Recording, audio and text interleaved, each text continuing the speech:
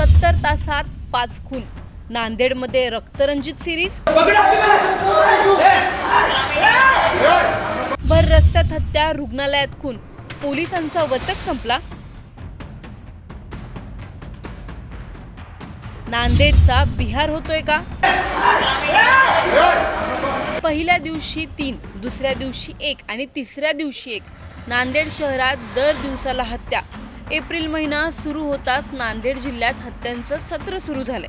भीषण गँगवॉर आणि त्या पाठोपाठ हत्या यामुळे नांदेड जिल्ह्याच्या कायदा सुव्यवस्थेवर प्रश्नचिन्ह निर्माण झालंय। अवघ्या 4 दिवसात 5 हत्या झाल्यामुळे नागरिकांमध्ये भीतीचं वातावरण आहे। पोलीस, गुप्तचर यंत्रणा आणि नांदेडमधल्या स्थानिक प्रशासनाच्या कारभारावर प्रश्नचिन्ह उपस्थित केले जाते। या सगळ्यावरून नांदेडचा बिहार झालाय का असा सवाल आता केला जातोय। नांदेडमधले नागरिक सुरक्षित आहेत का? पोलिसांचा गुन्हेगारांवर वचक संपलाय का? आणि प्रशासन या सगळ्याकडे डोळेझाक करतंय का? नांदेडमधील वाढती गुन्हेगारी, गँगवॉर, पोलीस यंत्रणेची भूमिकेचा सविस्तर आढावा घेणारा हा स्पेशल रिपोर्ट पाहूयात। त्यासाठी हा व्हिडिओ शेवटपर्यंत पाहत रहा आणि टाइम्स नाऊ मराठीच्या यूट्यूब, इन्स्टा आणि फेसबुक पेजला फॉलो करायला विसरू नका।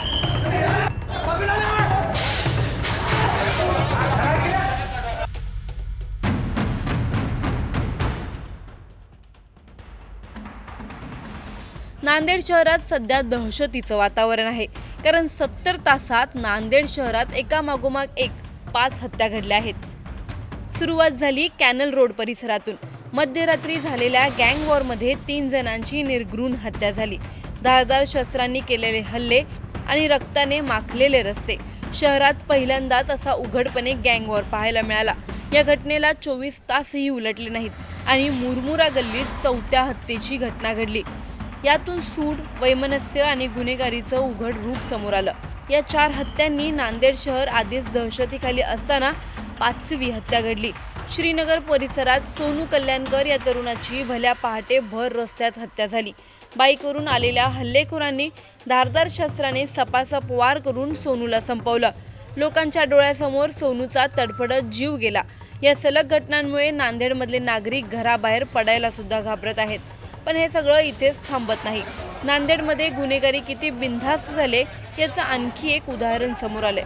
शासकीय रुग्णालय, जिथे जीव वाचवले जातात, तिथंच पोलिसांच्या डोळ्यादेखत एका आरोपीची निर्घृण हत्या करण्यात आली। गँगवॉरमधला आरोपी आवेश उपचारासाठी रुग्णालयात दाखल होता आणि त्याच्यावर गँगवॉरमध्ये मारल्या गेलेल्या अरिजित सिंग चव्हाणच्या नातेवाईकांनी थेट रुग्णालयात घुसून धारदार शस्त्राने हल्ला केला। यावेळी पोलीस समोरच उभे होते, पण त्यांनी फक्त बघ्याची भूमिका घेतली। या घटनेचा व्हिडिओ सोशल मीडियावर व्हायरल झाला। या व्हिडिओतल्या पोलिसांच्या भूमिकेवर सध्या टीकेची झोड उठली आहे। या सगळ्यावरून नांदेड जिल्ह्याची वाटचाल बिहार होण्याकडे चालली आहे का असा सवाल केला जातोय। नांदेड जिल्ह्यात गुन्हेगारी मोठ्या प्रमाणात वाढण्याची काही महत्त्वाची कारणं आहेत, त्यावर एकदा नजर टाकूया। नांदेड हा मराठवाड्यातील एक महत्त्वाचा आणि समृद्ध जिल्हा मानला जातो। गोदावरी नदीच्या काठी वसलेला हा जिल्हा परंपरा आणि आधुनिकतेचा संगम म्हणून ओळखला जातो। जायकवाडी, येलदरी, इसापूर, विष्णुपुरी, सिद्धेश्वर धरणाच्या पाण्यामुळे नांदेड जिल्ह्याची ओळख पाणीदार जिल्हा म्हणून आहे। त्यामुळे या जिल्ह्यातल्या 16 तालुक्यांमध्ये हळद, ऊस, केळी, फळबागा अशी नगदी पिकं घेतली जातात। नांदेड जिल्ह्यातून मांजरा, गोदावरी, आसना, पूर्णा आणि मन्याड या नद्या वाहतात। या नद्यांमधून मोठ्या प्रमाणात बेसुमार अवैध रेती उपसा होत असल्याच्या तक्रारी आहेत। नियमांनुसार मर्यादित प्रमाणात आणि परवानगी घेऊन रेती काढण्याची परवानगी आहे, पण प्रत्यक्षात मात्र रात्रीच्या वेळी मशीन लावून मोठ्या प्रमाणात रेती उपसा होत असल्याचं चित्र आहे। या रेतीची काळ्या बाजारात विक्री होते आणि त्यातूनच मोठ्या प्रमाणात पैसा फिरतो। हे रेती उपसा करणारे लोक विविध राजकीय पक्षांशी निगडीत असलेले पदाधिकारी आहेत। या अवैध धंद्यांमधून मिळणारा पैसा नंतर निवडणुकींसाठी वापरला जातो। स्थानिक पातळीवरून वसुली ही मोठी साखळी तयार झाल्याचं चित्र आहे। ट्रक, डंपर यांच्याकडून पैसे घेतले जातात आणि या संपूर्ण साखळीत अनेक स्तरांवर लोक सहभागी असल्याची चर्चा आहे। नांदेड जिल्ह्याचा सीमावर्ती भाग असलेल्या बिलोली, देगलूर मतदारसंघाचे आमदार रेती उपशाच्या वसुलीत गुंतल्याचं देखील चित्र आहे। दरम्यान हे नदीतून अवैध रेती उपसाच्या कामासाठी परप्रांतीय मजूर आहेत। बिहार, उत्तर प्रदेशमधून मोठ्या प्रमाणात मजूर हे नांदेडमध्ये दाखल होतात। अवैध रेती उपसा सोबतच गावठी कट्टा, पिस्तूल विक्रीची सुद्धा कामं नांदेडमध्ये होत असल्याची चर्चा आहे, ज्यामुळे राजकीय मंडळी आणि गुंडांना सहजरित्या पिस्तूल उपलब्ध होतात। नांदेडमध्ये अवैध शस्त्र विशेषतः कट्टे मोठ्या प्रमाणात सापडल्याच्या घटना समोर आल्या आहेत। अगदी कमी पैशात म्हणजे साधारण 10 ते 12 हजार रुपयात कट्टा उपलब्ध होत असल्याची माहिती आहे। काही प्रकरणांमध्ये बिहारमधील कामगारांमार्फत ही शस्त्र मागवली जात असल्याचंही तपासात समोर आलंय। त्याचप्रमाणे नांदेडमध्ये जगभरातील शीख धर्मीयांचं श्रद्धास्थान असलेलं सचखंड श्री हुजूर साहिब गुरुद्वारा आहे, ज्यामुळे या ठिकाणी पंजाब, हरियाणा यासोबत जगभरातील शीख बांधव दर्शनासाठी येतात। तर लपण्यासाठी सहज उपलब्ध होणारी जागा म्हणून सुद्धा गुन्हेगार या गुरुद्वारामध्ये येऊन राहत असल्याची धक्कादायक माहिती समोर आली आहे। इतकंच नाही तर पंजाब, हरियाणातून अवैध शस्त्रसाठा मोठ्या प्रमाणात ड्रग्ज, अफू, चरस, गांजा सुद्धा येत असल्याची माहिती आहे। 2022 मध्ये पोलिसांनी 4 ठिकाणी धाड टाकून कारवाई केली होती, पण त्यानंतरही हे धंदे पूर्णपणे बंद झालेले नाहीत। या धंद्यांमधून मोठ्या प्रमाणात काळा पैसा तयार होतो आणि त्यातून गुन्हेगारीला खतपाणी मिळतं। तरुण वर्ग यामध्ये ओढला जातो, ही आणखीन गंभीर बाब आहे।